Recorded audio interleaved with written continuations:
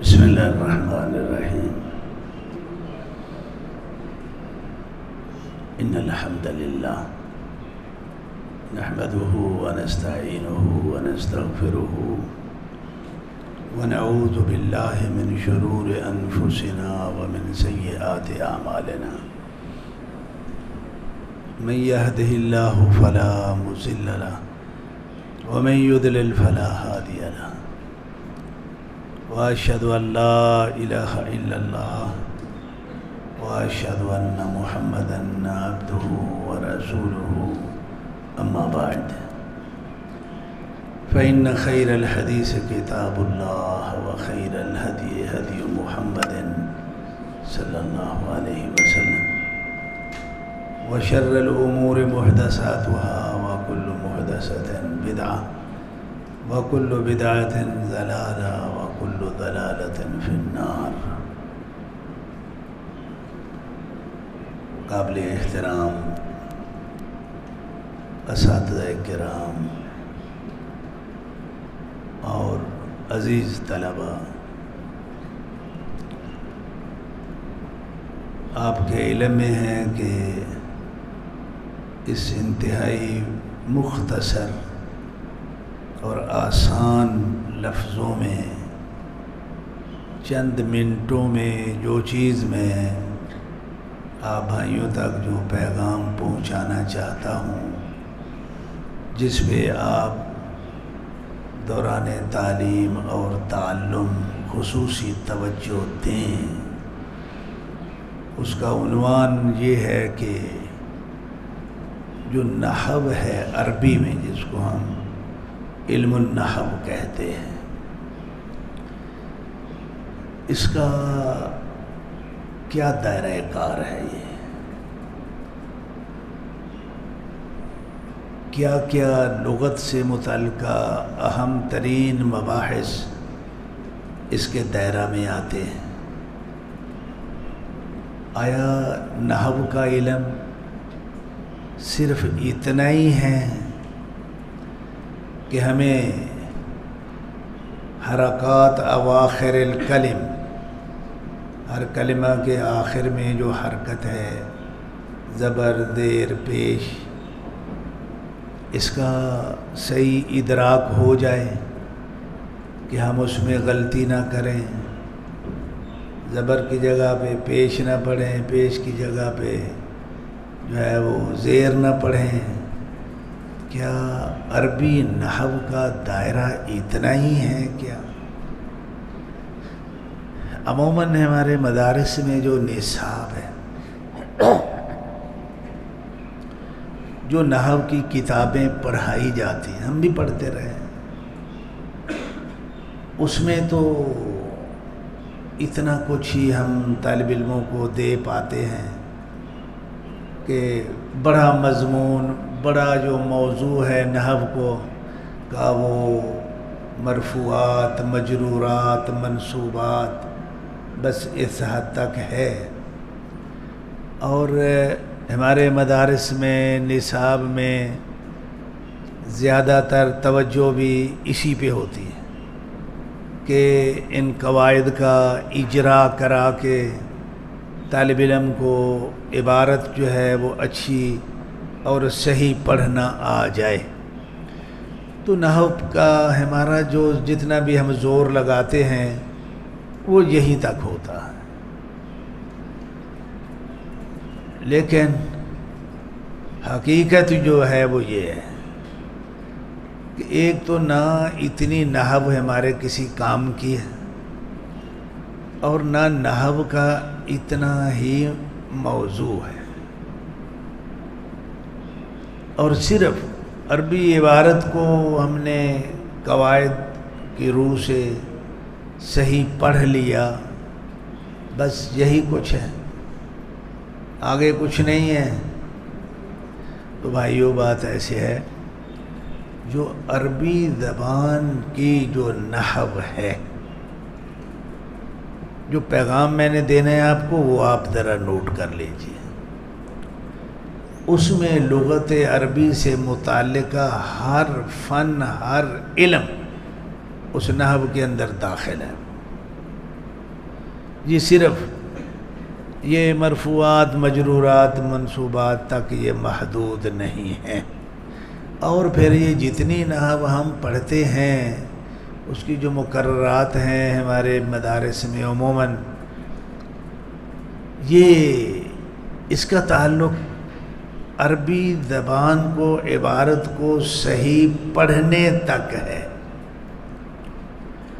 بھائی زبان کوئی بھی ہو، عربی ہو، پنجابی ہو، کچھ بھی ہو، اس کے دو پہلو ہوتے ہیں، ایک نہیں ہوتا، دو پہلو ہوتے ہیں۔ ایک یہ ہے کہ اس کا تلفظ صحیح کیسے کیا جائے، دوسرا یہ ہے اس کا فہم، اس کی دلالت، یہ اس کا دوسرا حصہ ہے۔ کوئی زبان ہم نے صحیح پڑھ لی، مثال کے طور پہ کوئی کام بڑا اچھا کیا جائے تو اس کو ہم اپنی زبان میں کیا کہتے ہیں؟ یہ اچھا کام کیا۔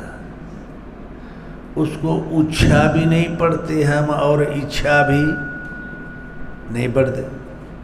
اب ایک آدمی غیر پنجابی کو چلو یہ سمجھ آ گئی کہ اس کو اچھا کہ الف بے دبر پڑھنی ہے، نہ زیر پڑھنی ہے، نہ پیش پڑھنی ہے، لیکن اس کو اچھا کا معنی اگر نہیں آیا تو پھر اس کے استعمالات جو ہماری زبان میں ہیں وہ اس کی گہرائی تک نہیں پہنچا ہے کہ یہ اچھا کیا ہوگا، پھر اس کو اچھی بھی کرنا ہے، پھر اچھی جو ہے نا وہ بھی ہم نے وغیرہ، یہ لغتیں ہیں نا، اس کے اندر آگے دلالت میں جا کے جو ہے نا اس میں کئی تبدیلیاں آتی۔ تو میں یہ اس سبق میں صرف اس طرف توجہ دلاؤں گا، طالب علم کے بھی، مدرسین کرام کے بھی، اور بالخصوص جو مدارس کے ذمہ داران ہیں، مدراء ہیں، ان کی توجہ اس طرف دلانا بہت مقصود ہے کہ بھائی عربی زبان کا جو موضوع نحو ہے یہ صرف اعراب کی حد تک محدود نہیں ہے، بلکہ عربی زبان کے مفرد کلمات یا مرکب جمل، ان کی جو دلالات ہیں ان دلالات میں تنوع ہے، اور کسی لفظ کے آگے پیچھے کر دینے سے، کسی حرف کے بڑھا دینے سے اس کی دلالت پہ کیا نتائج نکلتے ہیں، نعبدو کا ایاک نعبدو، کیا فرق ہوا ہے، کیا اس میں تبدیلی آئی ہے دلالات میں جا کے۔ یہ دلالت کا جو موضوع ہے یہ عربی زبان کا بہت اہم موضوع ہے، جس میں ہمارے مدارس میں، دیکھو میں بھی اسی مدرسے کا یہ آدمی ہوں، انہی مدارس میں پڑھے ہیں تو یہاں تک پہنچے ہیں، پڑھا بھی رہے ہیں، چلو باہر بھی کچھ یونیورسٹیوں میں باہر کی دنیا بھی دیکھنے کا بڑا موقع ملا ہے، تو تقابل کرنے سے یہ سمجھ آئی ہے کہ ابھی ہمارے مدارس میں تعلیمی نظام میں عربی زبان کے پڑھنے پڑھانے میں، دوسرے علوم کے پڑھنے پڑھانے میں ابھی بہت زیادہ کام کرنے کی ضرورت ہے۔ تو اب یہ بتانا یہ مقصود ہے کہ دیکھو بھائی جو عربی نحو ہے اس کی 3 قسمیں ہیں، اس کی زبر زیر پیش تک محدود رہا جائے تو اس کو نحو الاعراب کہتے ہیں، جب مفردات اور جمل کے جو معانی اور دلالات ہیں اس کی گہرائی میں جائیں تو اس کو نحو الدلالہ جو ہے وہ کہا جاتا ہے۔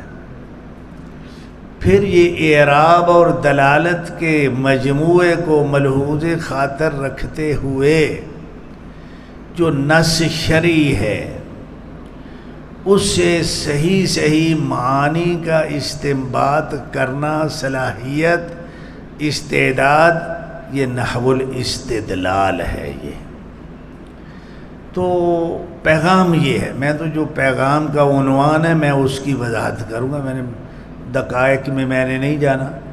ابتدائی طور پہ ایک فکر ہے، وہ فکر دینا مقصود ہے کہ آئندہ آپ یہ ذہن میں رکھیں کہ جو نحو ہے اس کے 3 پہلو ہیں۔ اعراب کا پہلو الگ ہے اور دلالات کا پہلو جو ہے وہ الگ ہے، وہ بھی نحو عربی کا موضوع ہے، اس کا داخلی حصہ ہے۔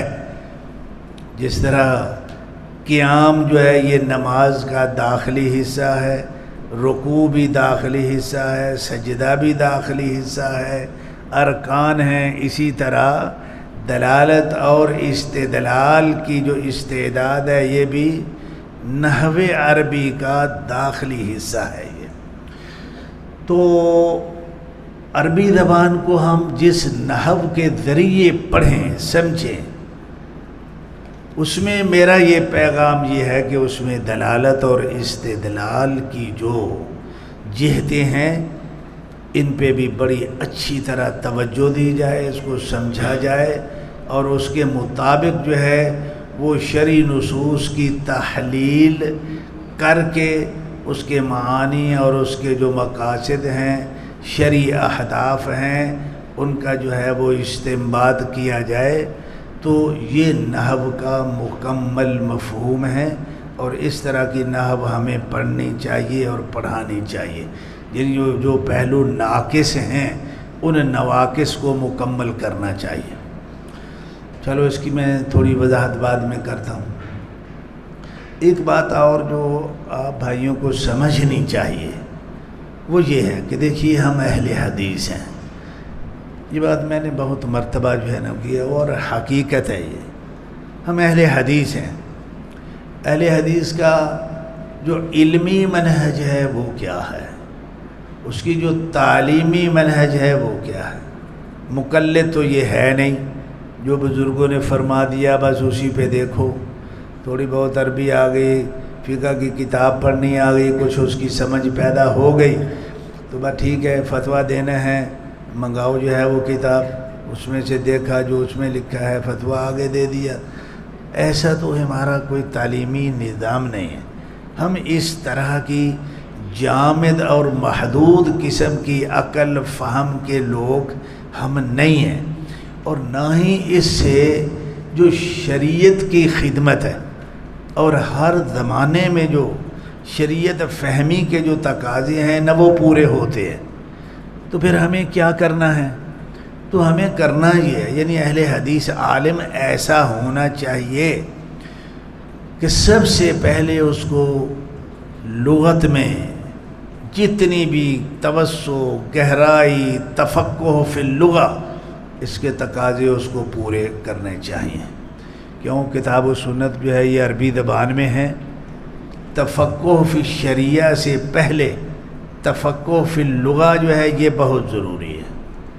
اور اگر آپ کہیں نہیں جی تفقہ فی اللغہ کی تو ہمیں ضرورت نہیں ہے، البتہ ہم ویسے ہی کسی طریقے سے تفقہ فی شریعہ کے درجے، تو یہ ایک خواب ہے، خیال ہے، ناکام جو ہے وہ طریقہ ہے۔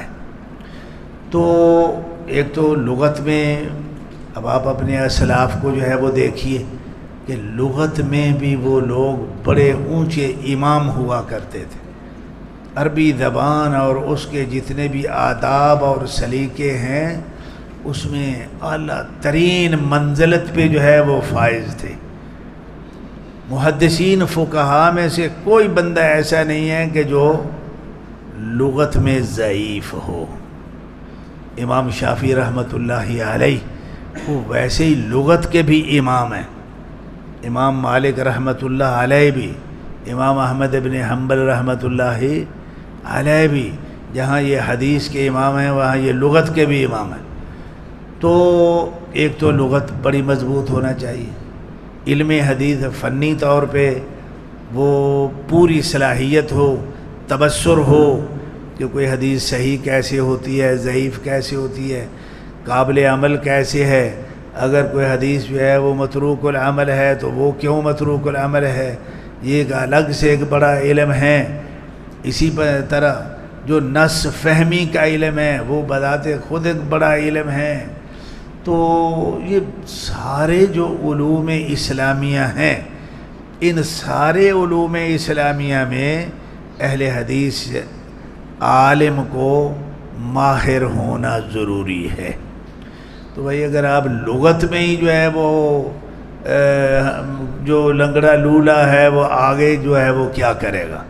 تو بہرحال جو آج کے درس میں مختصر میں صرف عنوان دے رہا ہوں، تفصیلات میں میں نے نہیں جانا، وہ یہ ہے کہ آپ یہ بات پلے باندھیں، یقین کر لیں کہ تفقہ فی اللغہ کے بغیر آپ راسخ فی العلم نہیں بن سکتے۔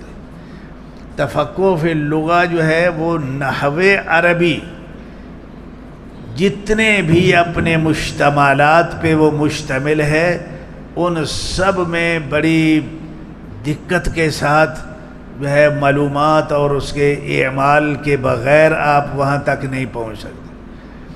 تو اب نحو عربی کے 3 پہلو صرف ادیب بننے کے لیے چلو 3 پہلو ناملحوظ ہوں، لیکن ایک عالم فقیہ بننے کے لیے یہ تینوں پہلو بہت ہی ضروری ہیں۔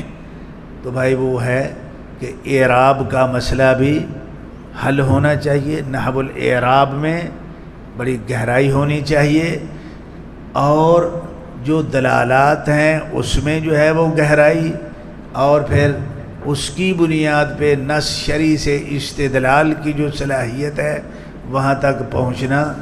یہ 3 اصطلاحیں آپ لے لیں، اور ان 3 اصطلاحوں کی روشنی میں آپ اپنے آپ کی جو علمی حیثیت ہے اس کو مضبوط کرنے کی جو ہے وہ کوشش کریں۔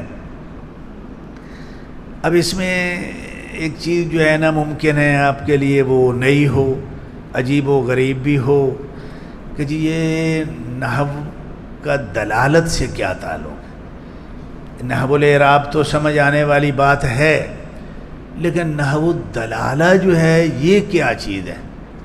بھائیو، جو نحوی یہ میری اختراع نہیں ہے، معذرت کے ساتھ، جو نحوی ہیں، جو عربی نحو میں لکھنے والے لوگ ہیں، انہوں نے جس طرح نحو الاعراب کی تفاصیل بیان کی ہیں، نحو الدلالہ کی بھی انہوں نے تفصیلات بیان کی ہیں، لیکن ہماری ادھر توجہ نہیں ہے، توجیہ نہیں ہے، توجہ دلائی نہیں جاتی ہے، تو ہمارے لیے وہ ایک نسیہ منسیہ ہے، اگر کوئی بات کرے تو وہ بات ایک نئی سی بات جو ہے نا وہ ہو جائے گی۔ تو اس میں میں آپ کو ایک مثال دیتا ہوں۔ تقریباً سارے مدارس میں شرح میں تعامل پڑھائی جاتی ہے یا نہیں پڑھائی جاتی؟ پڑھائی جاتی، ہم بھی پڑھتے رہے۔ یہ کتاب کیا ہے؟ اور ہم اس کو جو پڑھتے ہیں نا وہ کس طریقے سے پڑھتے ہیں؟ اس کی ذرا میں وضاحت کر دوں گا تو آپ کو میری بات سمجھ آ جائے گی۔ شرح میں تعامل میں صاحب کتاب نے جہاں جن حروف یا اسماء عاملہ کے اعراب بتایا ہے وہیں پہ اس کے معانی بھی بتائے ہیں یا نہیں بتائے ہیں؟ الہ ہے، فی ہے، با جارہ ہے، من ہے، جہاں انہوں نے اس کا عمل بتایا کہ یہ حروف جار، یعنی یہ جو عوامل ہیں یہ جر کا عمل جو ہے وہ دیتے ہیں، لیکن ساتھ اس نے معانی کو بھی بیان کیا ہوا ہے یا نہیں کیا ہوا؟ با کے کتنے معنی ہیں شرح میں تعامل میں؟ ہاں جی، چلو اتنا تو آپ کو پتہ ہے نا کہ با کے کئی معنی ہیں جو بیان کیے، الا کے بھی ہیں، فی کے بھی ہیں، من کے بھی ہیں، کوئی عامل بھی لے لو، انہوں نے اس کے اعرابی عمل کے ساتھ ساتھ اس کی جو دلالت ہے اس کو واضح کیا ہے یا نہیں کیا ہے؟ اس کو نحو الدلالہ کہتے ہیں۔ اعراب بھی بتایا اور ان عوامل کی دلالات بھی بتائیں۔ ہم کیا کرتے ہیں، یہ شرح میں تعامل کو ہم کیسے پڑھتے ہیں؟ ہم نے جب ہم پڑھتے تھے جس مدرسے میں، وہاں بھی ایسا ہی تھا کہ اس کو پڑھنے کے ساتھ ساتھ زیادہ تر یہ شرح میں تعامل جو ہے یہ اجرا کی کتاب ہے ہمارے عموماً نصاب میں، ترکیب کی کتاب ہے۔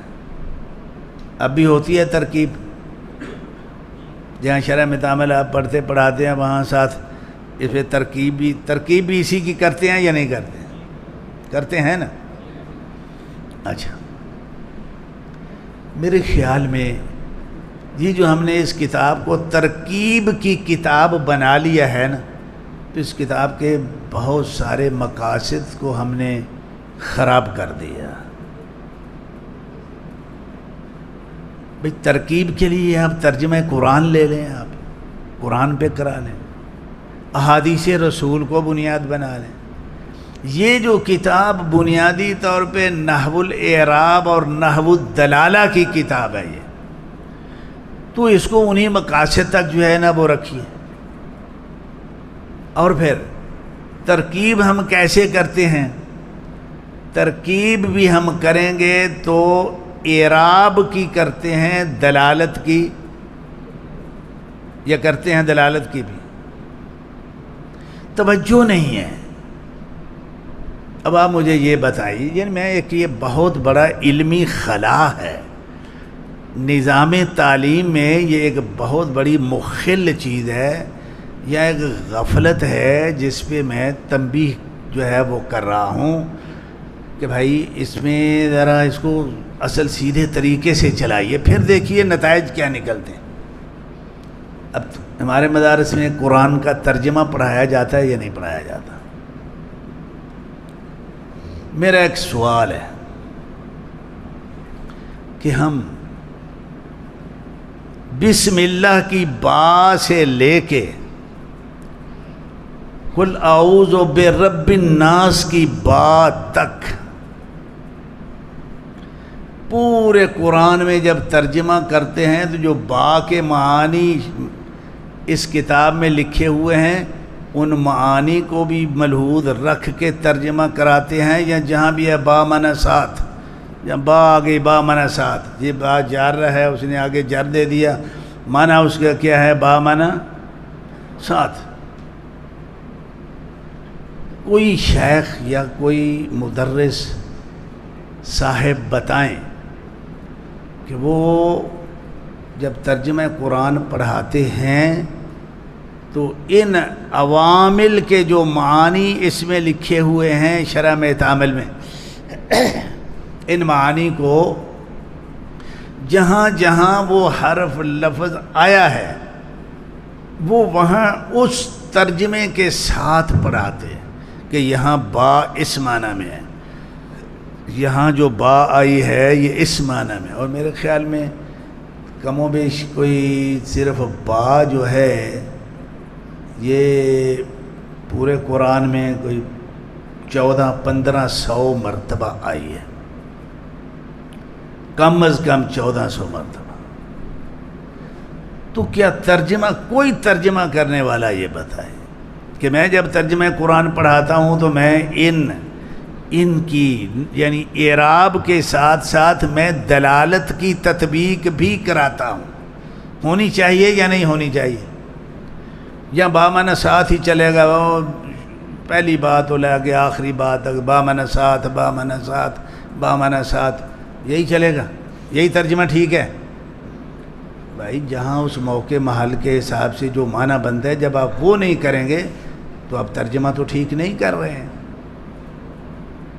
جہاں بات سببیت کے لیے ہے، تعلیل کے لیے ہے، وہاں آپ طالب علم کو نہیں بتا رہے کہ یہاں بات تعلیل کے لیے ہے، علت کا معنی دینے کے لیے ہے، اور با کا جو مدخول ہے، بعد آنے والا جو جملہ ہے وہ پہلے کی علت ہے اور سبب ہے، اور یہ بات تعلیل کی ہے۔ جب یہ نہیں اس با معنی ساتھ کیا اور چلو با کے معنی فی معنی میں، علا معنی پر، بس یہی ہمارے جو ہے نا تو یہ میرے خیال میں یہ تو بہت بڑی غفلت ہے، بہت بڑی کمزوری ہے کہ ہماری صرف جو ہے نا وہ جو نظام تعلیم ہم چلا رہے ہیں، پڑھا رہے ہیں، بتا رہے ہیں، اس میں جو نحو کا مفہوم ہم لے کے بیٹھ گئے زبر دیر پیش تک. اور سچی بات تو یہ ہے کہ یہ اکیلی نحو الاعراب بھی 8 سالوں میں آتی ہمیں یہ بھی نہیں جتنی آنی چاہیے، عبارت پھر کمزور ہوتی ہے. تو چلیے یہ بات آپ کو سمجھ آ گئی آپ. اور دیکھیے ہمارے میں ایک ساتھی نے ایک لطیفہ سنایا، وہ میں تو بڑا حیران ہوا اس میں کہ یہ صوبہ سرحد میں افغانستان میں جو شرح میں تعامل پڑھائی جاتی ہے نا، اس کی ایک تو ترکیب ہم یہ کرتے ہیں اپنے مدارس میں، چلو اے جملہ یہاں سے شروع ہو کے یہاں تک یہ جملہ ختم ہو گیا، اگلا جو ہے نا وہ جی یہاں واو استئناف کی آ گئی، اگوں جملہ بکھرا کر لو. وہ لوگ جو شرح میں تعامل کی ترکیب کراتے ہیں نا، ایک ترکیب کا طریقہ ہے جس کا انہوں نے نام رکھا ہوا ہے ترکیب زنجیری. اب اندازہ لگا، میں اس لیے بیان کر رہا ہوں کہ یار یہ بات کہاں کی تھی اور ہم کہاں تک کہاں پہنچ گئے.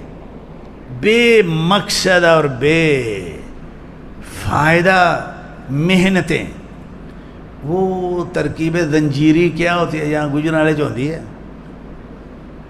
یہاں ترکیب زنجیری گجرالے میں کوئی مدرسہ کرواتا ہے بھائی؟ شرح میں تعامل کی ایک ترکیب زنجیری بھی ہے، وہ یاد رکھیں. ابھی وہ ترکیب زنجیری یہ ہوتی ہے کہ آپ نے پوری کتاب کو اس طرح ترکیب کرنا ہے کہ شروع سے لے کے آخر تک پوری کتاب ایک جملہ بن جائے. کمال کی بات ہے. اب ہے تو کمال، محنت تو ہوئی ہے نا، محنت کرنے والے نے کی تو ہے نا بھائی. لیکن مجھے بتائیے کہ اس کا نصف فہمی کے ساتھ کیا تعلق ہے؟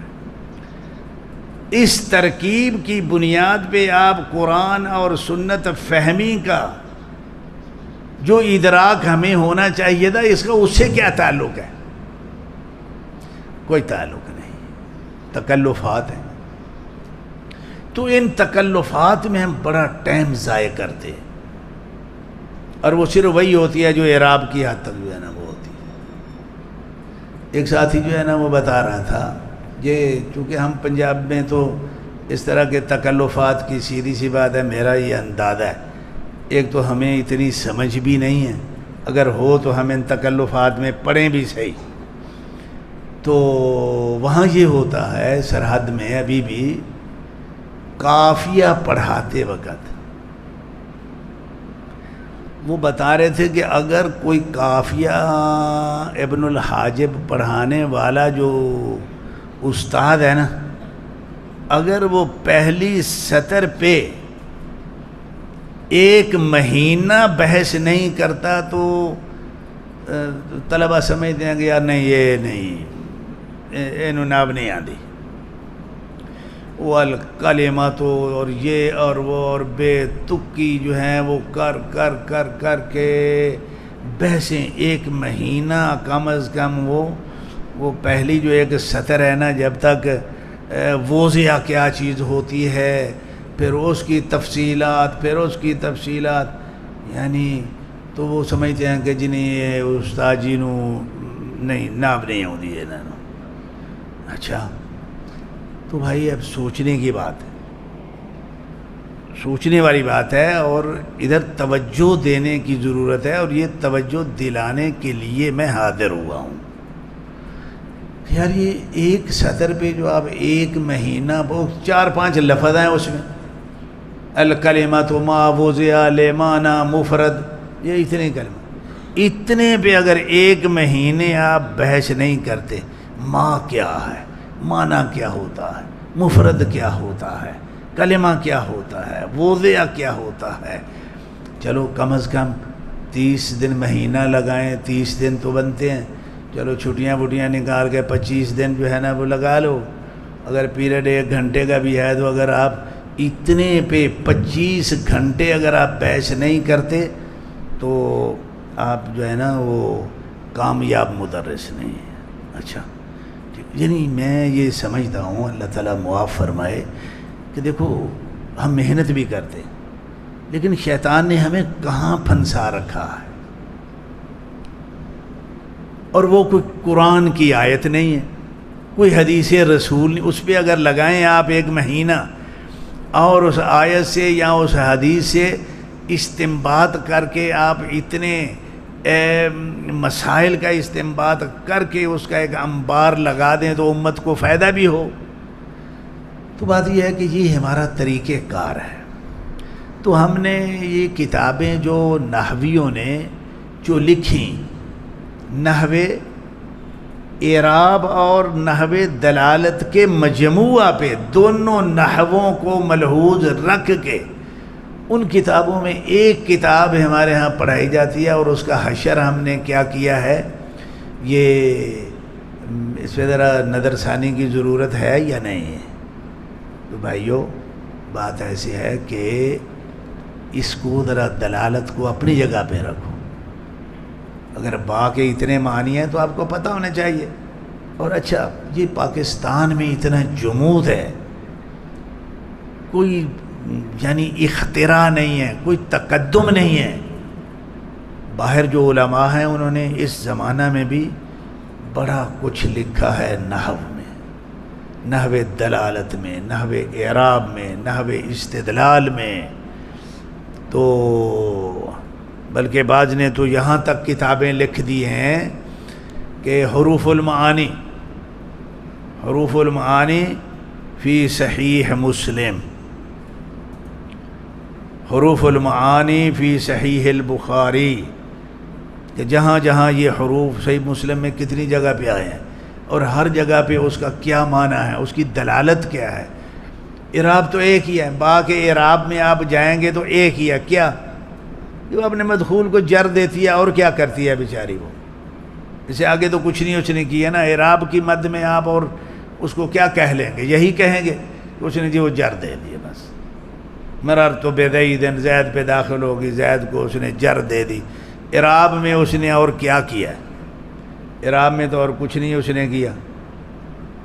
تو یہ کون سی بحث ہے کہ جس پہ ہم جو ہے نا وہ اتنا وقت صرف کریں؟ ہاں اس کی دلالت میں دیکھیے کہ دلالت میں کیا کیا ہے اس نے، اور اس کا نص فہمی سے تعلق ہے۔ تو یہ بھائی ایک تو یہ بات ہو گئی کہ اعراب کے ساتھ ساتھ دلالت کا جو پہلو ہے یہ بھی نحو کا دوسرا حصہ ہے، اور اس میں نحویوں نے بڑی کتابیں لکھی ہیں۔ یہ ہم تو صرف شرح متعامل کو جانتے ہیں نا، میں آپ کو ایک لسٹ پڑھ کے سنا دیتا ہوں تو آپ حیران ہوں گے کہ نحو الدلالہ پہ جو اہل اللغہ نے کام کیا ہوا ہے وہ کتنا کام کیا ہوا ہے۔ تو اور شروع سے لے کے اب نحو الدلالہ کی بنیاد پہ جو کتابیں لکھی گئی ہیں آپ سنیں، یہ 3ری صدی میں جو کتابیں اب چھپ چکی ہیں، موجود ہیں، اور آپ کوشش کریں کہ ان کتابوں کو حاصل کریں۔ ویسے تو یہ کم از کم جو مدارس والے ہیں ان کا فرض ہے کہ وہ ان مصادر کو خرید کے لائیں، اور مدرسہ تو بہت بڑا ہوگا لیکن مکتبہ اس کا جو ہے بہت چھوٹا سا ہوگا۔ اب وہ طالب علم بیچارہ کیا کرے گا، استاد کیا کرے گا؟ علم تو لینا ہے کتابوں سے ہی لے کے استاد نے پڑھانا ہے، استاد کو رات کو الہام تو نہیں ہونا۔ یہ جو علوم ہیں یہ کوئی وہ بدعتیوں والا مسئلہ تو نہیں ہے کہ مولوی کو رات جو ہے نا وہ بدعت کا الہام ہو، سویرے جو ہے نا انہیں مقتدیان و محلے جو بدعت سنو کے انہیں رواج پیدا کر دینا۔ بھائی یہ علوم تو کسی حقائق پہ مشتمل ہوتے ہیں، ان کے پیچھے کوئی دلائل ہوتے ہیں، ان کے پیچھے کوئی اساس ہوتی ہے۔ وہ جب تک وہ استاذ کو سمجھ آئے گی، استاذ کے پاس وہ وسائل ہوں گے تو وہ طالب علم کو بھی دے گا، نہیں تو جتنا اس نے پڑھا ہے بس وہی وہ پڑھا دے گا۔ تو چلیے یہ ابو الحسن علی بن الفضل المزنی، یہ ان کی کتاب ہے حروف الہجا، 3 صدی کے آدمی ہیں۔ یہ نحو الاعراب اور دلالت کی کتابیں میں آپ کو بتا رہا ہوں۔ حروف الہجا انہوں نے صرف یہ جو حروف ہیں نا، الف با تا سا یا تک، ان کے جو ہے نا اگر کوئی عامل ہے تو اس کا عمل بتایا ہے، اور اگر اس کا کوئی دلالات میں کردار ہے تو اس نے اس کو واضح کیا، اور یہ 3 صدی کی باتیں۔ اور اس سے پہلے آپ جائیں جو کتاب ہے سیبویہ کی رحمۃ اللہ علیہ، اس کتاب کے اندر سارے مباحث موجود ہیں۔ وہ نحو الاعراب بھی ہے، نحو الدلالہ بھی ہے، نحو الاستدلال بھی ہے۔ تو یہ دوسری کتاب ہے 340 ہجری کی، ابو القاسم عبد الرحمن ابن اسحاق الزجاجی، اس کی کتاب ہے حروف المعانی کے نام سے۔ یہ کتاب ہے حروف المعانی، یعنی وہ حروف کے جن کا اعرابی عمل بھی ہے لیکن اس کی دلالت بھی ہے۔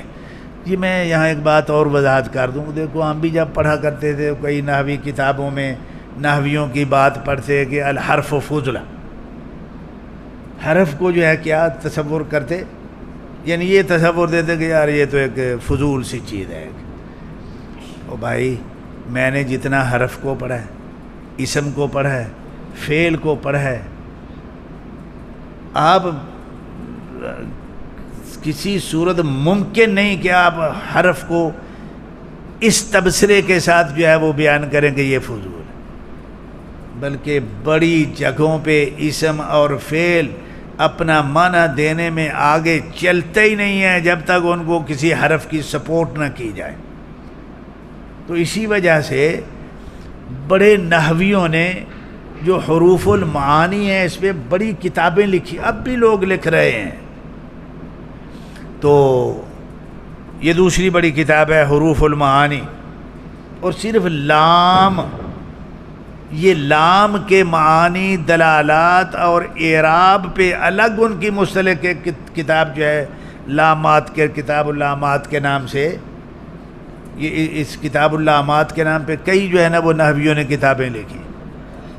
اب لام جو ہے نا وہ تو کئی، لام جارہ بھی ہوتا ہے، لام ملکیت کے لیے بھی ہوتا ہے، امر کا بھی ہوتا ہے، وغیرہ وغیرہ، وہ سارے معانی بھی، اعراب بھی، اس کا استعمال بھی۔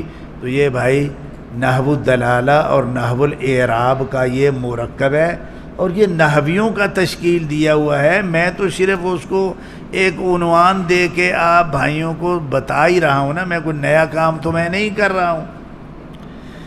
اسی طرح امام الرمانی ہے، ابو الحسن علی ابن عیسیٰ الرمانی، ان کی کتاب ہے معانی الحروف کے نام پہ، یہ 384 ہجری، یعنی دیکھیے جی کتنی قدیم سے جو ہے نا یہ نحو کا یہ تصور جو ہے علماء اس میں لکھتے آئے، دیا انہوں نے۔ اور جو مطول کتابیں ہوتی ہیں نحو کی، اس میں ان ساری چیزوں پہ بحث ہوتی ہے، دلالت پہ بھی بحث ہوتی ہے، اور اعراب پہ بھی جو ہے وہ بحث ہوتی ہے، اور جمل کے اندر جو جملے کو تشکیل دینا ہے اس کی شکلیات جو ہیں، اس کا تھوڑا ہیر پھیر سے جو معنی میں جو تغیر تبدل آتا ہے اس میں بھی جو ہے نا وہ ہوتی ہے۔ تو جب تک ہم یہ سب کچھ پڑھیں گے نہیں، سمجھیں گے نہیں، مجھے یہ بتائیے کہ ہم کیا کریں گے؟ یعنی کہاں سے وہ والراسخون فی العلم کا جو خواب ہے وہ کیسے پورا ہوگا؟ بھئی تفقہ فی اللغہ تو ہے نہیں ہے، یہ تو وہی بات ہو گئی نا، وہ حنفیوں والی جو ہے نا وہ بات ہو گئی کہ بھئی حدیث کا ہمیں نہیں پتا کہ یہ صحیح یا ضعیف ہے، لیکن ہمیں دے دو معنی ہم کو آتا ہے۔ وہ یار جنہوں یہ آتا ہے بھی یہ صحیح ہے یا ضعیف ہے، معنی انہوں نہیں آتا، انہوں یہ سمجھ آیا بھی یہ صحیح ہے ضعیف ہے، تو معنی تینوں سمجھ آیا۔ یہ کیا سمجھ ہے، کیا عقل ہے، یہ کیا یہ تصور ہے، کیا فکر ہے یہ؟ اس کے بعد جو ہے وہ ابو الحسن علی ابن محمد النحوی الہروی 511 ہجری کے یہ امام ہیں لغت کے، نحو کی بڑی کتاب ہے، ان کی ایک بڑی مضبوط ضخیم کتاب بھی ہے۔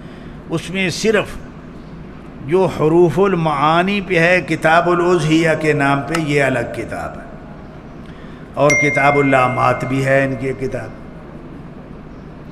اور اس کے بعد آ جاتے ہیں وہ 471 ہجری میں ابو بکر عبد القاہر الجرجانی العوامل المیہ، یہ شرح میں تعامل والے جو ہے نا وہ آ جاتے ہیں جو ہم کتاب پڑھاتے ہیں۔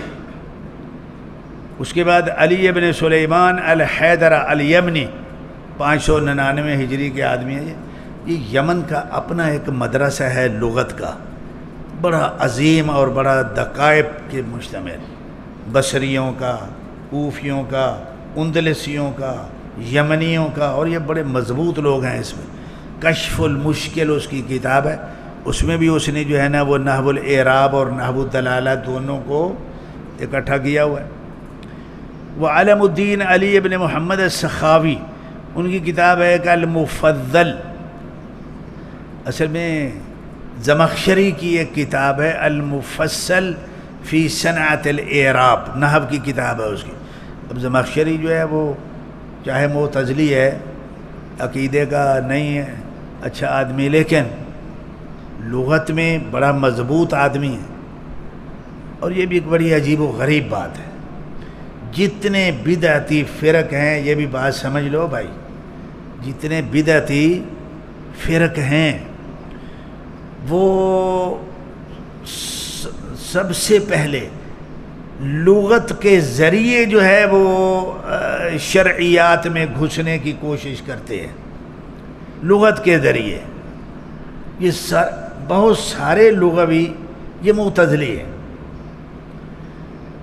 اور انہوں نے لغت کے ذریعے گھسنا ہوتا ہے، اور لغت کی بنیاد پہ دقائق لغت کا جو ہے وہ اخذ کر کے یا تصور کر کے وہ اپنے بدعتی اعتقادات کو جو ہے نا وہ آگے بڑھاتے ہیں، یا لغت کے ذریعے یا اصول فقہ کے ذریعے۔ تو یہ اس میں جو حروف کی بحث ہے، المفصل میں جو صرف حروف کی بحث ہے، تو اس پہ یہ سخاوی رحمۃ اللہ علیہ جو ہیں 643 ہجری میں ان کی وفات ہوئی ہے، انہوں نے المفضل کے نام سے جو ہے نا ان کو الگ سے اتنی موٹی کتاب ہے جس میں انہوں نے اس کا اعراب اور دلالہ دونوں کو جو ہے وہ بات ہے، یہ نحو الاعراب اور دلالہ دونوں کی کتاب ہے۔ اس کے بعد یہ ابو جعفر احمد بن عبد النور المالکی، یہ مالکہ ایک شہر ہے اندلس کا، ان کی کتاب ہے 702 ہجری کے یہ آدمی، ان کی کتاب ہے رصف المبانی فی شرح حروف المعانی۔ جتنے بھی یہ حروف المعانی ہیں ان کی انہوں نے شرح بھی کی ہے، یعنی اس کی دلالت کو جو ہے نا واضح کیا ہے نمبر دے کے، اور پھر استشہاد ہے قرآنی آیات سے، اور اس کا اعراب بھی انہوں نے پہلے اعراب بتائیں گے، پھر اس کی دلالات جو ہے نا وہ بتائیں گے۔ اس کے بعد حسن ابن القاسم المرادی المغربی المالکی فقیہ ہیں، یہ ان کی کتاب ہے الجنی الدانی فی حروف المعانی، یہ بھی نحو الاعراب اور نحو الدلالہ کی یہ جو ہے نا وہ کتاب ہے۔ اور اس کے بعد سب سے من اوسع الکتب وانفعها، یہ جمال الدین ابن ہشام الانصاری، یہ قطر الندى اور ان کی اور کون سی کتاب ہے، نہیں قطر الندى ہے، شرح شذور الذہب ہے، یہ تو ہمارے مقررات میں بھی بعد مدارس میں پڑھائی جاتی ہے۔ تو یہ ابن ہشام انصاری جو ہیں رحمۃ اللہ علیہ، یہ بھی بہت بڑا دقیق لغوی آدمی ہے۔ تو اوسع الکتب اس کی کتاب ہے، کیا نام ہے اس کا؟ مغنی اللبیب عن کتب الاعاریب۔ چلو الحمدللہ اس کتاب کے بارے میں بعض ساتھیوں کو علم ہیں، تو اس میں کیا ہے، وہ کس طرح کی کتاب ہے، اس کی تبویب کیا ہے، اس کی تبویب اس کی جو ہے نا وہ شرح شذور الذہب یا قطر الندى والی نہیں ہے، یا مرفوعات منصوبات مجرورات کے ابواب قائم کر کے اس کے ضمن میں یہ بحث نہیں ہے اس کی، بلکہ کس پہ ہے، یہ حروف المعانی پہ ہے۔ حروف المعانی، جتنے بھی وہ ادوات چاہے وہ حرف کی شکل میں ہے یا اسم کی شکل میں ہے جن کا تعلق جو ہے وہ دلالت سے بڑا گہرا تعلق ہے، یہ اس پہ مشتمل کتاب ہے اور سب سے من اوسع الکتب ہے یہ۔ ان کتابوں کو کم از کم یہ تو مل جاتی ہے ہمارے عام مکتبات میں جو ہے نا وہ مل جائے گی، بھائی کسی جامعہ کے مکتبہ میں نہیں ہے تو طالب علم جو ہے وہ خود خرید لو بھائی، وہ اپنا جو خرچہ ورچہ ہے اسے پیسے نکال کے آج آپ جو کتاب پہ پیسہ خرچ کریں گے، یہ بات میری اچھی طرح سمجھ لو بھائی، آج آپ نے اپنا جیب خرچ نہ کھاؤ یار، امب نہ کھاؤ، جوس نہ پیو، اللہ تللے نہ کرو، اکثریت طالب علموں کی جو ہے وہ 150 ان کے جیب میں تو ہوتا ہی ہے۔ جو طالب علم اپنے ذاتی خرچے کے پیسے کو کتاب پہ خرچ کرتا ہے ابتغاء لوجہ اللہ سبحانہ وتعالی، اللہ رب العالمین اس کو کسی وقت یہ پیسے اتنی ضربیں لگا کے واپس کرتا ہے کہ جتنا کبھی اس نے سوچا نہیں ہوتا۔ تو اس پہ جو ہے نا یہ بہت بڑا راز ہے کسی بھی طالب علم کو، اگر وہ چاہتا ہے کہ میں علم میں برکت آئے، علم مجھے جو ہے نا وہ انشراح صدر ہو، عالم بنوں، علمی وسائل جو ہے وہ مہیا ہوں، تو بس وہ یہ کر، یہ میرا تجربہ ہے، تفصیل میں نے نہیں بتانا، پھر تجھ سوچنے لگ پہ یار استاد اپنی صفت اور میری کاری صفت ہے یار، میں اللہ نے توفیق دی، میں نے ایک قربانی دی، اس کی برکات جو میں نے دیکھی ہے نا وہ میں حیران ہوں، لیکن آپ کو بتانا تو ضروری ہے نا، یہ کریں اللہ کے ساتھ جو سودا ہے نا یہ ہم کرنے کے عادی نہیں، یہ ایک الگ بحث ہے کہ طالب علم کو جو ہے وہ دین کے طالب علم کو اپنے اللہ کے ساتھ تعلق کیسا رکھنا چاہیے، یہ ایک الگ سے جو ہے نا وہ بات ہے۔ تو چلیے اب یہ مغنی لبیب یہ تو مل جاتی ہے، باقی کتابیں ادھر مل جاتی ہیں وہ بھی، لیکن تلاش کرنے سے ملتی۔ اسی طرح علاء الدین ابن علی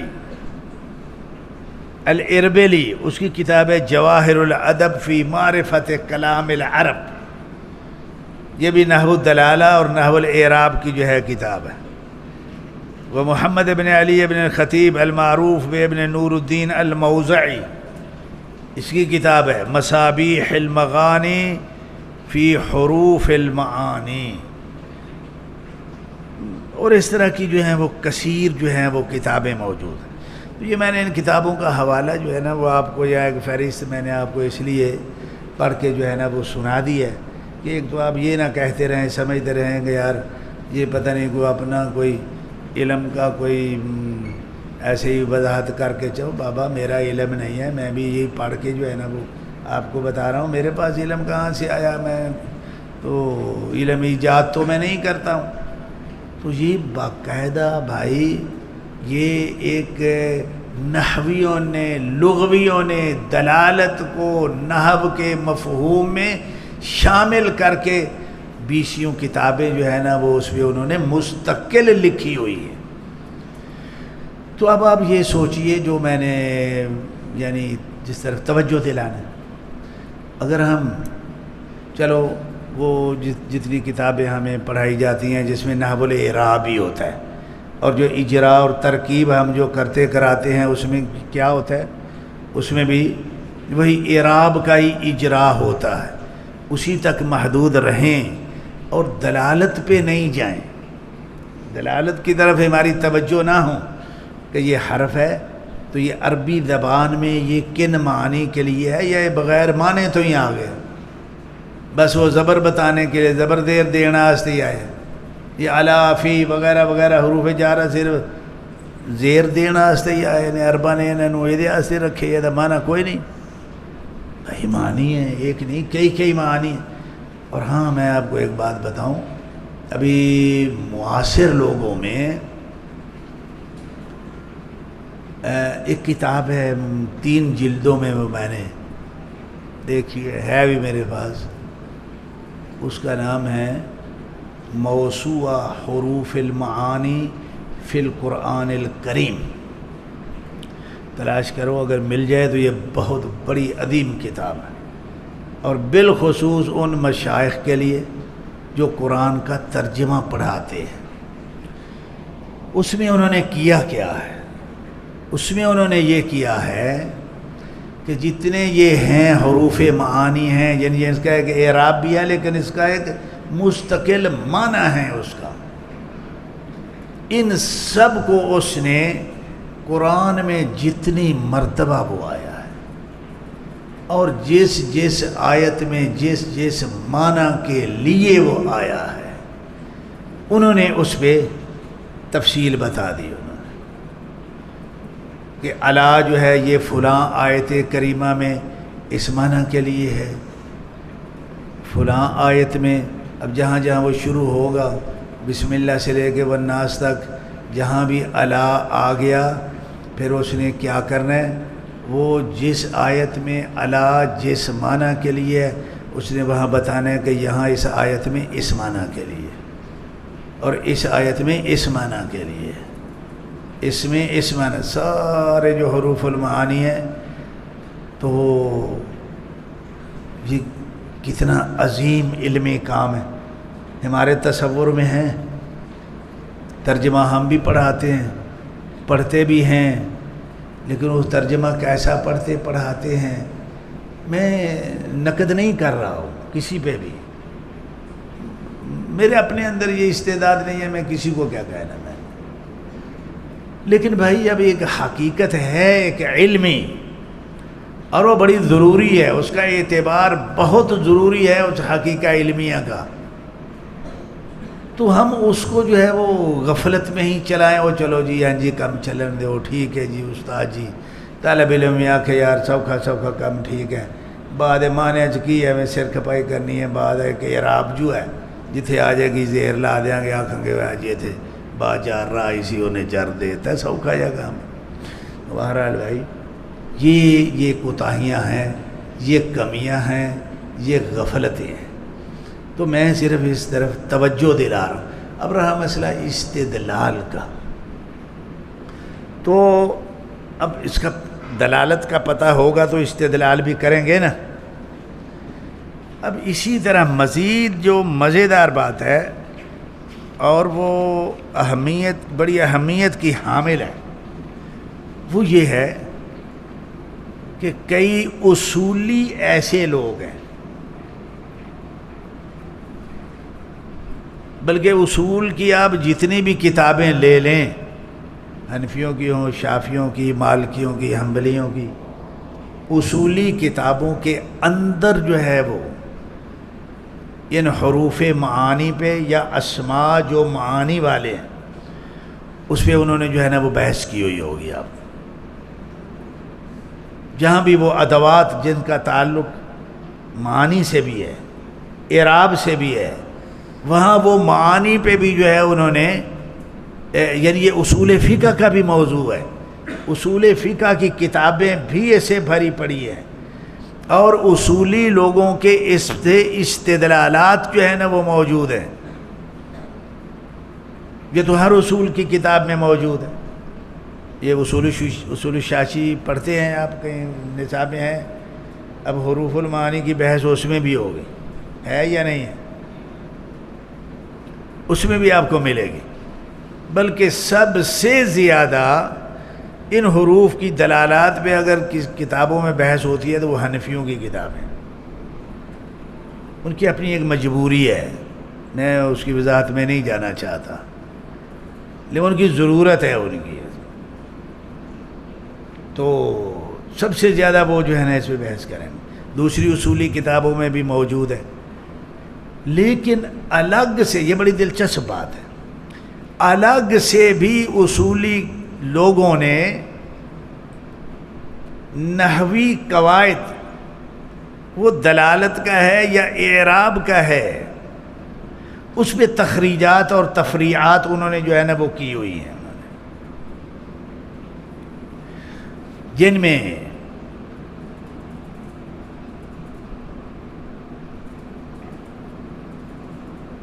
ایک کتاب ہے امام ابو الربیع نجم الدین سلیمان ابن عبد القوی الطوفی الحنبلی، اس کی یہ کتاب ہے، اس کا نام ہے الصعقہ الغضبیہ فی الرد علی منکری العربیہ. یعنی اس نے وہ اتنی موٹی کتاب ہے، انہوں نے لکھی ان لوگوں کے رد پہ ہے.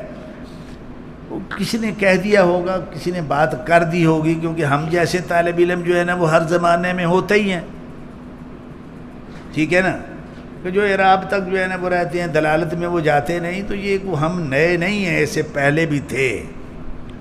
تو کسی نے کہہ دیا ہوگا کہ جی یہ عربیت جو ہے نا اس کی بنیاد پہ مسائل کا، تو انہوں نے بڑا نام، دیکھو کہ نام کتاب کے اندر کتنا غضب جو ہے نا، الصعقہ الغضبیہ پھر رد علی منکری العربیہ. اور اس میں پھر آگے بہت سارے وہ مسائل فقہی جن کی تخریج ہی یہ نحو الاعراب اور دلالت پہ ہوتی ہے، اس کی آگے انہوں نے بڑی تفاصیل جو ہے نا وہ دی ہوئی. لیکن اعراب پہ بحث نہیں انہوں نے کی، کیونکہ یہ ان کا مضمون نہیں ہے. ان کا مضمون ہے دلالت کے ساتھ اور استدلال کے ساتھ. تو انہوں نے بڑی لمبی جو ہے وہ بحث کی ہوئی اس میں. اس کے علاوہ ایک شافعی امام ہیں جمال الدین، یہ الصعقہ الغضبیہ یہاں پاکستان کے مکتبات میں کہیں نہ کہیں ضرور مل جائے گی آپ کو. تو دوسرے ہیں جمال الدین عبد الرحیم ابن الحسن الاسنوی الشافعی، مصری ہیں. یہ 772 ہجری میں ان کی وفات ہے. ان کی ایک کتاب ہے، نام ذرا نام سنیں آپ، الکوكب الدری فیما یتخرج علی الاصول النحویہ من الفروع الفقہیہ.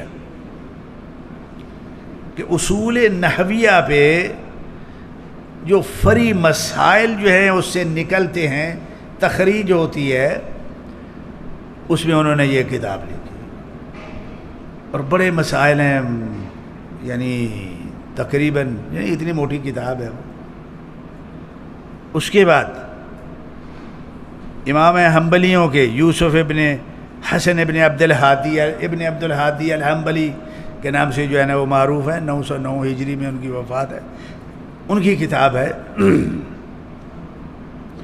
وہ نام ہے اس کا زینۃ العرائس من الطرف والنفائس فیما یتخرج علی الاصول النحویہ من الفروع الفقہیہ. یعنی نحوی قواعد، نحوی افکار جو بالخصوص نحو الدلالہ کی مد میں آتے ہیں، جن کی دلالات ہیں باقاعدہ. اب اس پہ جو فروع فقہیہ جو ہے نکلتی ہیں، تو اس پہ یہ تو اس کو جو ہے نا وہ نحو الاستدلال کہتے ہیں. تو بھائی میں یہ جو آپ کو بتا رہا ہوں کہ یہ نحو کی 3 حالتیں ہیں، کہ نحو الاعراب ہے، نحو الدلالہ ہے، نحو الاستدلال ہے. تو یہ میں کوئی علمی بدعت نہیں کر رہا ہوں، یہ باقاعدہ پورا تاریخ جو ہے اس کا یہ حصہ ہے. فقہا نے، اصولیوں نے، نحویوں نے، لغویوں نے اس پہ جو ہے وہ بڑی محنتیں جو ہے نا وہ کی ہوئی ہیں. اب میں ایک مثال میں آپ کو بیان کر دیتا ہوں، چونکہ میں نے اس محاضرہ میں تفاصیل وہ نہیں، ایک عام مبدئی فکر جس کو کہتے ہیں، طالب علم کو بھی، اساتذہ کو بھی، مدارس کا نصاب بنانے والوں کو بھی، مدارس والوں کو بھی ایک پیغام دینا ہے کہ بھائی یہ اس کے جو ہے نا وہ تقاضے پورے کرے. تب جا کے جو ہے وہ طالب علم کے اندر جو جہاں سے فارغ ہوگا، اس کے اندر جو کتاب و سنت کی جو نص فہمی ہیں اس کی استعداد پیدا ہوگی. اور پھر یہ نص قرآنی ہو یا حدیثی ہو، ان دونوں نصوص سے زیادہ جو افصح نصوص ہیں وہ کوئی نہیں ہے. اللہ کی کلام سے بڑھ کے کوئی فصیح ہو سکتی ہے؟ افصح اللہ کے رسول صلی اللہ علیہ وسلم کی نہیں. اب بہت سارے نحوی لوگ بھی ہیں جن کا ایک موقف ہے کہ جی حدیث سے نحوی قواعد کے لیے استشہاد کرنا درست ہے یا نہیں ہے. انہوں نے کہا نہیں یہ نہیں ٹھیک. اچھا کی ہوا ہے بھائی؟ نے کہا جی ہویا ہے کہ چونکہ بہت ساری جو احادیث ہیں وہ روایت بالمعنی ہے، تو اب جو راوی ہے وہ بڑا مضبوط لغوی بھی ہو سکتا ہے، اور وہ جو جدید مسلمان غیر عرب وہ بھی ہو سکتے ہیں، تو لہذا جو ہے نا وہ اس سے استدلال نہیں کرنا چاہیے۔ چلو ان کا اپنا ایک موقف ہے، لیکن میرے خیال میں یہ بڑا غلط موقف ہے۔ یہ اس لیے غلط موقف ہے کہ میاں آپ لوگوں کی ہی نحو جو ترتیب کی ہوئی ہے اس میں آپ بیسیوں مثالیں ایسی دیتے ہیں، وہ جی یہ ضرورت شعری کی وجہ سے ایسے ہو گیا ہے، ضرورت ہے شعری، وہ وزن نہیں رلدا تے وہ اسی دے وچ تھوڑا جا جڑا نا ایتھے وہ دل کرے تے مضارع تے بھی الف لام جو ہے نا وہ ڈال دیا جائے۔ کبھی نحوی کتابوں میں جو ہے نا وہ ضرورت شعری کی بنیاد پہ قواعد کی جو مخالفات ہیں وہ موجود ہے۔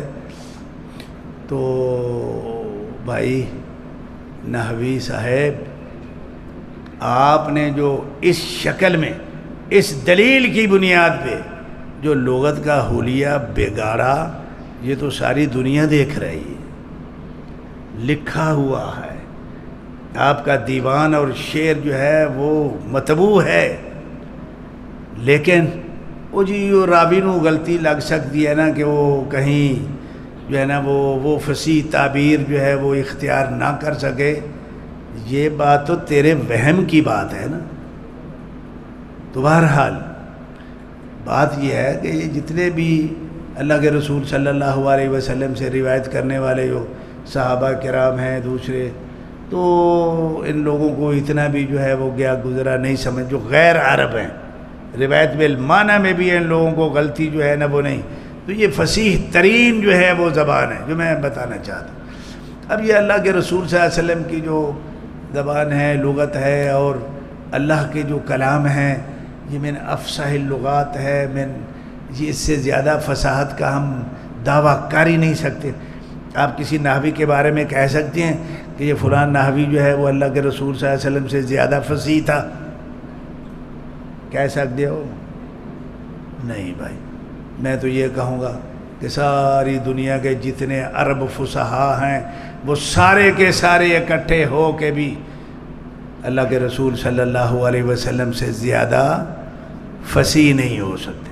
تو اتنی فصیح بلیغ جو کلام ہیں، جس کے تہ در تہ جو ہے وہ بڑے مقاصد اور مفاہیم نکلتے ہیں، اس کو سمجھنے کے لیے ہم یہ کہیں وہ چلو جی ہدایت النحو پڑھ لی ہے، علم النحو پڑھ لی ہے، ہاں جی تین زبر زیر دا پتہ لگ گیا، ہاں جی استاد جی دسو منو، اچھا اتنے زبر کیوں آئی ہے، وہ جی ہے وجہ تو آ گئی ہے، چلو انہیں 70-80 جواب ٹھیک دیتے، وہ 15-20 جڑے نا انہیں غلط جواب دیتے، اچھا کہ ہاں یہ بہت جو ہے نا بڑا قابل جو ہے نا بڑا ایک بندہ، بس تو یہ کہاں کھڑے ہیں ہم، یہ میں آپ کو بتانا چاہتا ہوں۔ تو چلیے ایک دو مثالیں میں آپ کو بتا دیتا ہوں۔ مثال کے طور پہ یہ اصولی لوگ جو ہیں وہ بحث کیسے کرتے ہیں، آپ مجھے یہ بتائیں۔ ایک آدمی ہے، اس نے جو ہے نا وہ قسم اٹھائی، قسم اس نے اٹھائی کہ اگر ایسے ہو جائے تو میں بقرہ جو ہے نا یہ میں قربانی کروں۔ دھیان سے سنو بھائی، کیا کہا اس نے؟ میں بقراتن۔ اچھا اب مسئلہ یہ ہے کہ اگر وہ بقرہ کا ہم ترجمہ کیا کرتے ہیں؟ گائے۔ اگر اس نے گائے کی بجائے بیل ذبح کر دیا تو پھر وہ قسم پوری ہو گئی یا نہیں ہوئی؟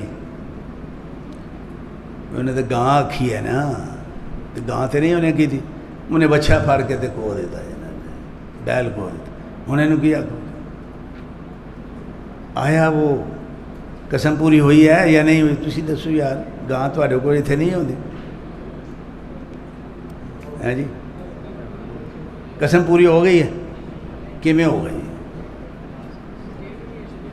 وہ یار گاں ہیں ٹگاتے نہیں نا یار، انہیں ٹگا دیتا ہے انہیں. جی اب اصولیوں کے پاس آپ جائیں گے نا تو وہ کہیں گے کہ جی بالکل وہ ٹگا دے دے گاں مؤنث دے دے مذکر دے دے گل ہو گئی. اچھا کی ہوا بھائی؟ ہوا یہ ہے کہ بقرہ کے اندر ہم عربی پڑھنے والے لوگ ہیں، بقرہ کے آخر میں جو تا ہے، گول تا ہے، ہم اس کو کیا سمجھتے ہیں کہ یہ تا تانیث کی ہے. سیدھی سیدھی جی گل ہے، ٹھیک ہے نا. لیکن نہیں بھائی، یہ تا تانیث کی نہیں ہے. اگر یہ تا تانیث کی ہو تو پھر تو وہ قسم پوری. تو جی وہ قسم تا تانیث دی ہے ہی نہیں. اچھا پھر ایک قاضی ہے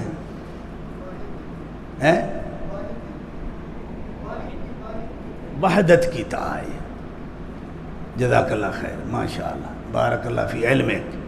یہی باتیں ہیں سمجھنے والی، اور یہ تب سمجھ آئے گی جب آپ دلالات میں جائیں گے. تو بھائی یہ گول تا جو ہوتی ہے نا، یہ ہر جگہ پہ تانیث کے لیے نہیں ہوتی، بلکہ یہ کس لیے ہوتی ہے؟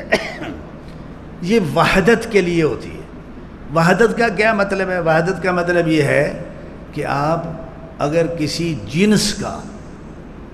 جنس کا ایک فرد مراد لینا چاہتے ہیں تو اس کے آگے تا لگا دو.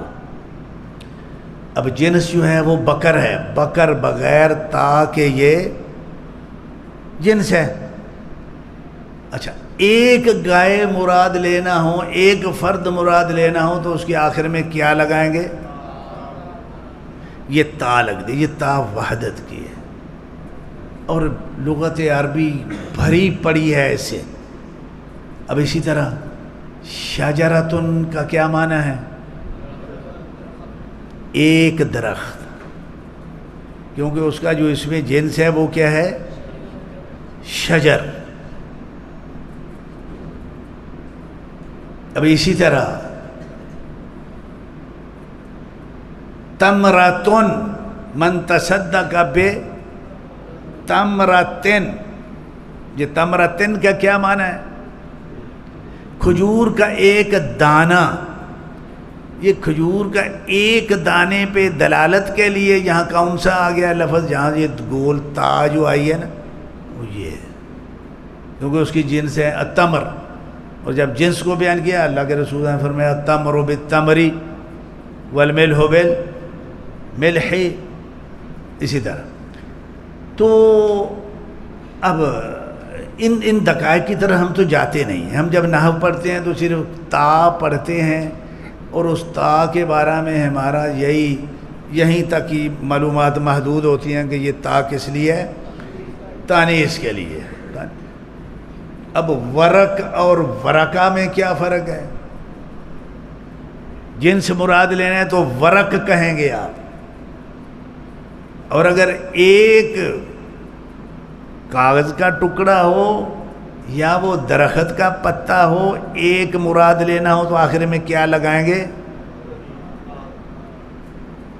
کھجوروں کا باغ ہے بے تحاشا، اس میں درخت ہیں، اس کی جنس جب آپ مراد لیں گے تو کیا کہیں گے؟ نخل. جب کہیں گے نخلتن تو پھر کتنے مراد ہوں گے درخت اس کے؟ ایک ہی جو ہے نا وہ مراد ہوگا. بھائی یہ مسائل یہاں تک آدمی کب پہنچتا ہے کہ جب نحو دلالہ کے تقاضے پورے کرتا ہے تو بہرحال میرا خیال ہے بات سمجھ میں آ گئی ہوگی کچھ، اور اس کی اہمیت بھی ذہن میں کچھ نہ کچھ انشاءاللہ تعالی آ گئی ہوگی. اب میں آخر میں جو ہے وہ دوبارہ التجا کروں گا، درخواست کروں گا کہ کم از کم ہماری نحو کا جو نصاب ہے وہ نحو کا نصاب ایسا ہونا چاہیے جس میں نحو الاعراب اور دلالت دونوں کے تقاضے پورے ہوتے ہوں، اور اس کے بعد پھر طالب علم میں استدلال کی صلاحیت بھی پیدا ہو سکے. تو یہ ہمارا ہدف ہونا چاہیے. اس طریقے پہ ہمیں نحو پڑھنی اور پڑھانی چاہیے۔ اور اس میں جو بڑا بنیادی کردار ہے وہ جامعات اور مدارس کے ذمہ داران جو ہیں ان کا ہے کہ وہ کم از کم ہر فن کے جو امہات المصادر ہیں ان مصادر کو وہ اکٹھا کر کے طالب علم کو دیں، استاد بھی پڑھے، طالب علم بھی پڑھے۔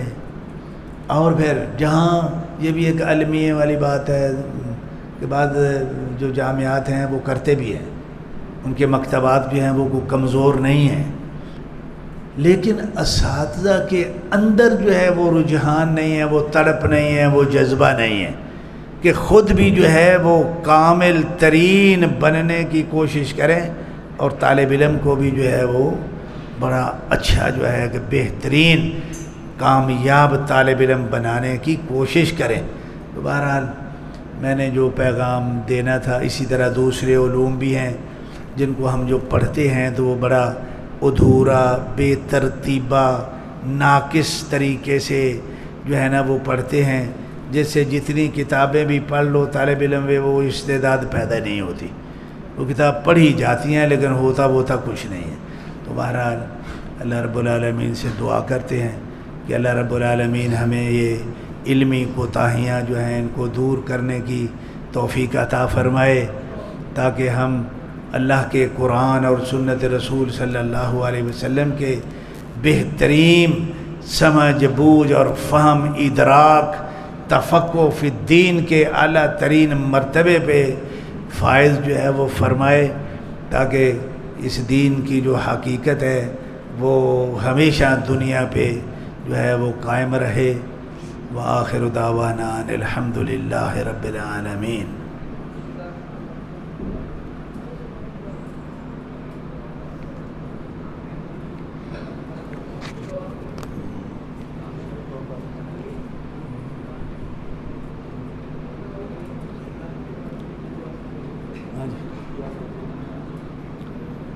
اللہم ربنا لک الحمد کما ینبغی لجلال وجہک ولعظیم سلطانک۔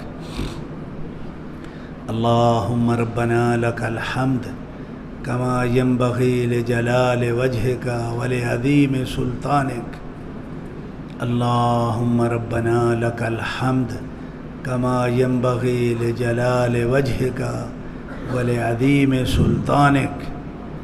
اللہم ربنا لک الحمد ملء السماوات وملء الارض وملء ما شئت من شیء بعد۔ اللہم وفقنا لما تحبه وترضاه۔ اللہم انفعنا بما علمتنا وعلمنا ما ينفعنا وزدنا علما۔ اللہم فقہنا فی دینک۔ اے اللہ تعالی ہمیں اپنے دین کی وہ فہم اور فراست عطا فرما، ان مقاصد اور مفاہیم تک پہنچا جو تو نے قرآن میں مراد لیے ہیں اور تیرے نبی محمد صلی اللہ علیہ وسلم نے اپنی احادیث مبارکہ میں مراد لیے ہیں۔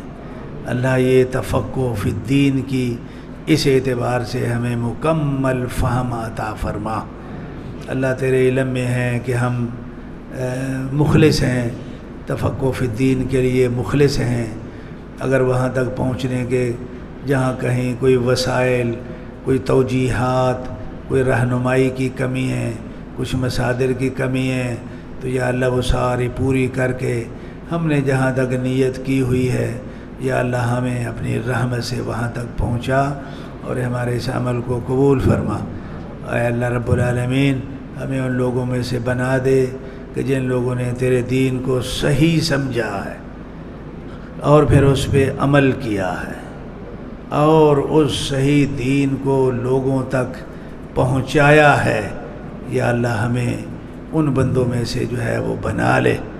اے اللہ رب العالمین ہماری یہ دعا ہے کہ جیسے کبھی کسی زمانے میں امام بخاری کی ضرورت تھی، دوسرے ائمہ کی ضرورت تھی، یا اللہ ہم تو یہی سمجھتے ہیں کہ یہ زمانہ بھی اس طرح کے اہل علم سے کوئی بے نیاز نہیں ہے، مستغنی نہیں ہے، اب بھی ضرورتیں ہیں، یا اللہ ہمیں ان کی طرح ہمیں بھی بنا دے یا اللہ۔